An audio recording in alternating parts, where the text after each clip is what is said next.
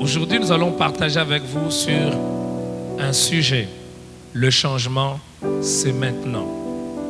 J'aimerais nous proposer une lecture dans le premier livre de Samuel, le chapitre 1er.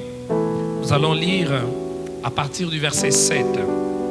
Il est dit ceci. Et toutes les années, il en était ainsi. Chaque fois qu'Anne montait à la maison de l'Éternel, Pénina la mortifiait de la même manière. Alors elle pleurait et ne mangeait point. Et Elkana, son mari, lui disait: Anne, pourquoi pleures-tu et ne manges-tu pas? Pourquoi ton cœur est-il attristé? Est-ce que je ne vaux pas pour toi mieux que 10 fils? Anne se leva après que l'on eut mangé et bu à Silo. Les sacrificateurs Élie étaient assis sur un siège près de l'un des poteaux du temple de l'Éternel. Et l'amertume dans l'âme, elle pria à l'Éternel et versa des pleurs. Elle fit un vœu en disant: Éternel des armées, si tu daignes regarder l'affliction de ta servante, si tu te souviens de moi et n'oublie point ta servante, et si tu donnes à ta servante un fils, je le consacrerai à l'Éternel pour tout le jour de sa vie, et les rasoirs ne passera point sur sa tête.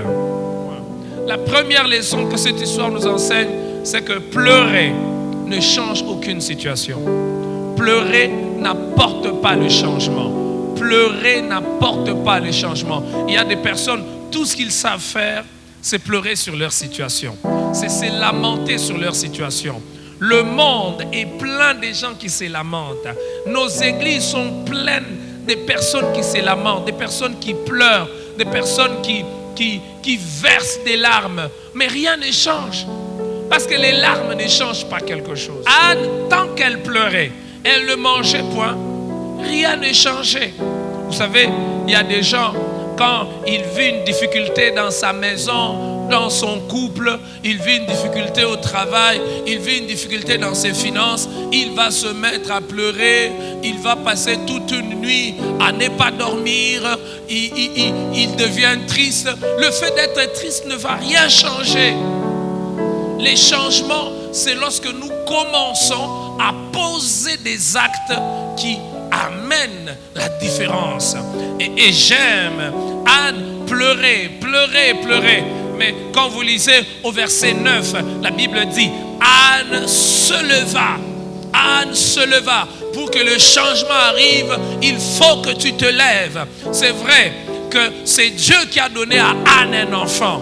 Mais tout ce temps, quand Anne pleurait, quand Anne ne mangeait pas, Dieu était toujours Dieu. Dieu était capable de donner à Anne un enfant. Mais Dieu attendait que Anne se lève. Il y a certaines choses que Dieu attend que tu puisses faire pour que lui puisse accomplir ce qu'il a prévu. Et j'aime ce que l'écrivain dit ici. Ça décrit l'état d'esprit de Anne. Anne se leva. Il faut que tu te lèves. Cette nouvelle année 2021, il faut que tu te lèves. Il n'y aura pas de changement tant que tu vas continuer à raconter aux hommes ton histoire, tes malheurs, tes débâcles. Il faut que tu te lèves. Ta famille ne va pas changer si tu ne te lèves pas. Et la deuxième leçon que nous apprenons de cette histoire, il n'y a pas de changement quand on ne décide pas de prendre ses responsabilités. Lorsque Anne se lève, Anne prend sa responsabilité. Elle prend sa responsabilité d'aller vers Dieu, d'aller vers celui qui est capable de résoudre son problème. Elle se plaignait de ce que Anne, de ce que Pénina se moquait d'elle. Son mari l'aimait, son mari lui donnait plus que ce qu'elle donnait à sa coépouse. Mais elle était toujours triste. Anne se levait. Elle a compris qu'il fallait qu'elle prenne ses responsabilités en main. Notre monde souffre parce que plusieurs personnes ne savent pas prendre leurs responsabilités. Le milieu chrétien, c'est le milieu dans lequel parfois on trouve la médiocrité, on trouve la misère parce qu'on veut que les autres prennent les décisions que nous devons prendre. On veut que les autres agissent là où nous devons même agir. Parfois nous voulons même que Dieu fasse ce que nous devons faire. Dieu est capable de tout, mais Dieu ne fera pas ce qu'il a laissé entre nos mains, ce qu'il attend que nous puissions faire. J'aime cette histoire et j'aimerais insister. Dieu était toujours puissant. Mais tant qu'Anne pleurait, Anne ne pouvait pas expérimenter la puissance de Dieu. Lorsque Anne a compris que pleurer ne changeait rien, se lamenter ne changeait rien, elle a décidé de prendre ses responsabilités. Elle s'est levée. Cette année, lève-toi. Arrête de te plaindre, mon oncle ne me soutient pas. Lève-toi. Arrête de te plaindre, ma femme elle est compliquée. Lève-toi. Arrête de te plaindre, je n'arrive pas à faire ceci. Lève-toi. Lève-toi. Arrête de dire il n'y a pas du travail dans ce pays. Lève-toi. Arrête de dire les choses sont tellement difficiles, les choses se compliquent davantage. Lève-toi. Lève-toi. Anne n'a pas attendu que les choses changent pour se lever. Elle se leva. Elle se leva. Elle prit une décision. Prends des décisions. Il y a des décisions que tu dois prendre. Se lever signifie prendre des décisions. Lève-toi. Prends la décision d'épargner.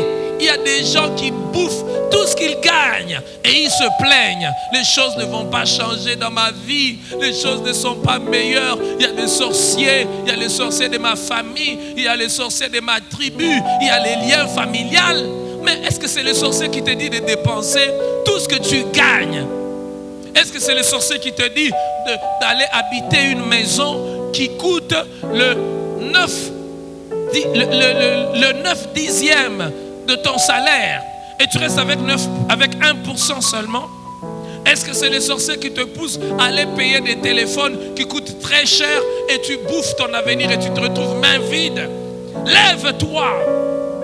La troisième leçon que cette histoire nous enseigne sur les changements: il n'y a pas de changement quand vous n'êtes pas fatigué, quand vous n'êtes pas dans l'inconfort du niveau dans lequel vous êtes. Il n'y a pas de changement quand vous n'êtes pas arrivé au stade où vous vous dites « Je suis fatigué d'être dans cet état. Je suis fatigué d'être à ce niveau. » Est-ce que vous êtes dans l'inconfort là où vous êtes? Vous savez, il n'y a rien de triste que de trouver quelqu'un confortable dans la médiocrité. Confortable dans une situation triste. Confortable dans une situation désagréable. Il y a des gens qui savent être confortables, même là où ils ne doivent pas l'être. Il y a des gens qui sont confortables quand tout le temps ils doivent mendier et ça devient un métier. Il y a des gens qui sont confortables quand ils n'arrivent pas à prier. Ils deviennent dépendants du prophète. Pour qu'il bouge, il faut que le prophète lui dise bouge. Mais Dieu peut aussi lui parler. Mais lui, Dieu ne peut pas lui parler lui-même. Dieu ne doit parler que par un prophète. Dieu parle à tout le monde. Il y a des gens qui sont confortables dans la situation où ils ne portent pas de fruits. Tout ce qu'il fait n'avance pas. Il y a une stérilité, une sécheresse dans tout ce qu'il fait. Et il est confortable dans cette situation. Avez-vous déjà vu quelqu'un privé d'oxygène? Quand quelqu'un est privé d'oxygène, il se bat. Il se bat, il va se débattre parce qu'il a besoin de l'oxygène. Vous savez, il y a des choses qui ne changent pas dans nos vies, dans nos activités, parce que nous n'accordons pas de la valeur au changement que nous voulons voir. Bien-aimé, quand tu accordes de la valeur au changement, tu vas tout faire pour que les changements arrivent. Avez-vous déjà manqué de l'oxygène pendant un temps? Avez-vous déjà eu quelqu'un qui vous étouffe? Vous n'allez pas croiser les bras. J'ai besoin de cet oxygène pour vivre. J'ai besoin de cet oxygène pour vivre. Bien-aimé, avez-vous atteint ce niveau où vous désirez le changement comme si vous avez besoin de l'oxygène? Avez-vous atteint ce niveau où vous voulez voir votre famille changer? Où vous voulez voir votre vie spirituelle décoller?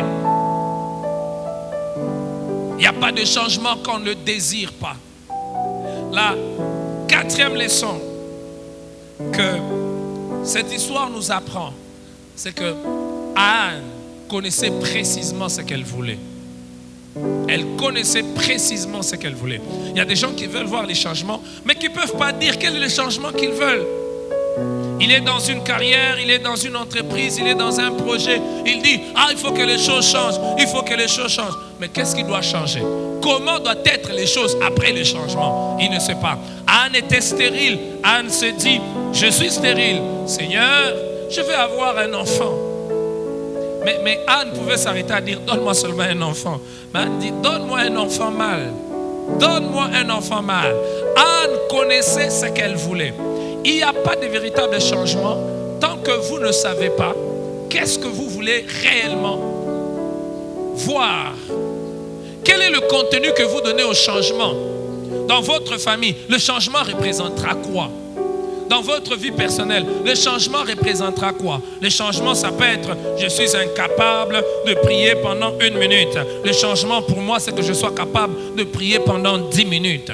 Je suis incapable de pardonner parce que j'ai un cœur de pierre. J'ai un cœur dur. Lorsqu'on me fait du mal, j'enregistre cela dans mon cœur et cela me fait souffrir moi-même. Je deviens aigri. J'ai développé certaines maladies. Le changement pour moi, c'est que je sois capable de pardonner.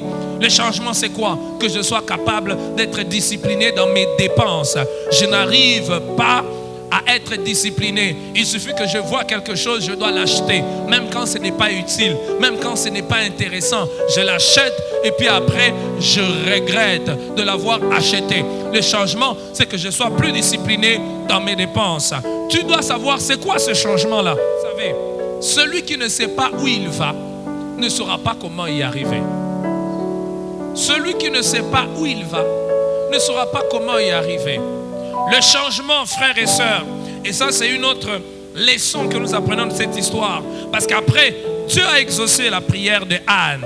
Mais regardez, Dieu était capable de donner à Anne un enfant. Tout ce temps, Dieu n'est pas devenu capable de donner à Anne un enfant le jour où elle a prié. Dieu était toujours capable de donner à Anne un enfant. Mais le jour où Anne a pris conscience, le jour où Anne s'est levée pour elle-même prier, alors Dieu a fait ce qu'il était capable de faire. Celui qui ne sait pas où il va ne saura pas comment y arriver. Celui qui ne sait pas où il va ne saura pas comment y arriver. Le changement, frères et sœurs, et ça c'est une autre leçon que nous apprenons de cette histoire, parce qu'après, Dieu a exaucé la prière de Anne. Mais regardez, Dieu était capable de donner à Anne un enfant. Tout ce temps, Dieu n'est pas devenu capable de donner à Anne un enfant le jour où elle a prié. Dieu était toujours capable de donner à Anne un enfant. Mais le jour où Anne a pris conscience, le jour où Anne s'est levée pour elle-même prier, alors Dieu a fait ce qu'il était capable de faire. Je prie de tout mon cœur que cette nouvelle année qui commence, que les choses changent. Que les choses changent réellement. Que vous puissiez voir avec Dieu ce que vous n'avez pas pu voir l'année passée. Que vous puissiez voir dans vos maisons ce que vous n'avez pas vu. Que le Seigneur vous bénisse. Au nom de Jésus. Amen.